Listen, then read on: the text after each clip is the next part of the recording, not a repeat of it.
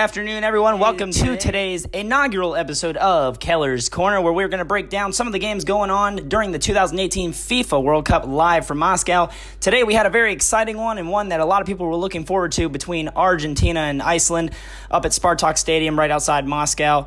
Argentina came in as the heavy favorite to handily give Iceland their first World Cup loss in their first ever game. But unfortunately, they weren't able to seal the deal and walk away with 3 points, having to settle for a 1-1 draw in a game where they pretty much dominated on every statistical aspect of this game.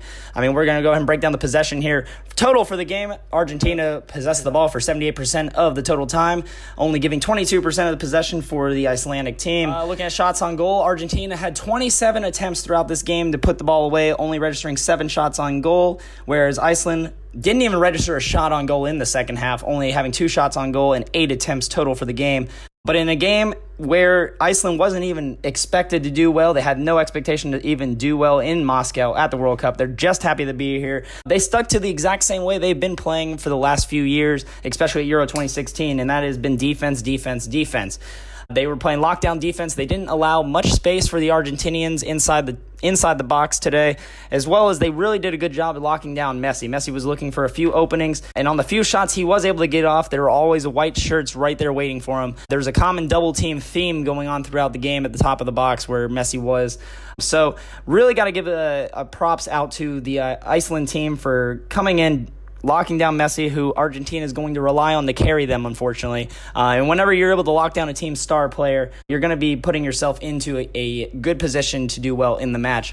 But the Argentinians did strike first. Go ahead and jump right into the game summary here. They struck first in the 19th minute on a goal by number 19, Sergio Aguero, with a rocket off his left foot in between 3 defenders into the upper 90 for the early 1-0 lead. The Icelandics, they didn't wait long to strike right back. Between a few transition plays and catching the Argentinians on their heels on defense and out of position, Alfred Finnbogason was able to launch in Iceland's first ever World Cup goal in the 23rd minute after corralling a rebound on a shot from Hordur Magnusson that bounced off the goaltender. Let's go ahead and take a listen. Just not passed. Still might be something here. There is something here for Alfred Finnbogason. Iceland are level. It's a goal for the Nordic newcomers. Now again, Finnbogason was one of the players I pegged as one of the players to watch on this Iceland team, as he did have 3 goals over the last 4 games of qualification to get Iceland to the World Cup. So he did not disappoint, giving Iceland their first ever World Cup goal. So definitely a historic moment over there for the Icelandic team. But moving forward into the second half, it was a different story. Obviously, Iceland didn't have many chances on offense, and when they did get the ball, it was always typically a quick turnover, but they held their composure and they held themselves together very well. They played just like they've been playing, like I said, all just defense. And it ended up in a 1-1 draw, but you could definitely see the frustration on the Argentinian fans' faces when they panned to the stands, as well as their players. I mean, you're looking at the 64th minute after Messi's penalty kick was blocked by Hannes Halldórsson, the goalkeeper for Iceland. It honestly was definitely a morale booster for Iceland, and it definitely was devastating for the Argentinians, because you don't often see Messi botch a penalty kick just like he did there. And again, with all of his other shots in the game, he aired out a few. He had a few opportunities to put this game away for Argentina, but he failed to do so. So it's hard to blame Messi for this, because again, it is a team sport, and he is going to need help from his teammates to get to the World Cup final again if he wants any chance of redemption. But today was definitely not his best game, and definitely not their team's best game. Definitely a lot of frustration coming out in the 66th minute. But then again, they had a chance late in the game, a magnificent ball put in the box to put it away in the 87th minute. Then again, Hannes Halldórsson, the goalkeeper, locking it down with a magnificent save in the 87th minute on a shot from Javier Mascherino.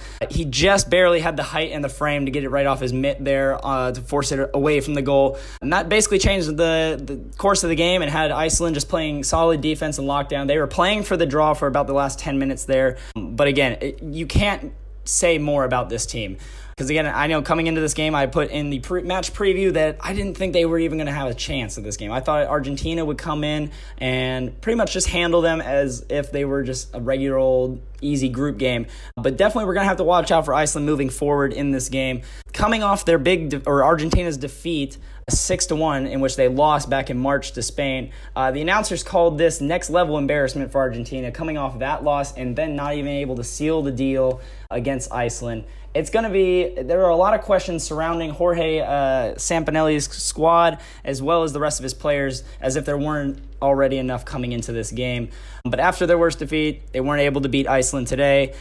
And Iceland, again, had no pressure coming into this game and ended up with the 1-1 draw. But if we're going to go back to a similar scenario back in Euro of 2016, where they also opened up that tournament with a 1-1 draw against world powerhouse Portugal, Ronaldo had said after that game, quote, "Iceland didn't try anything.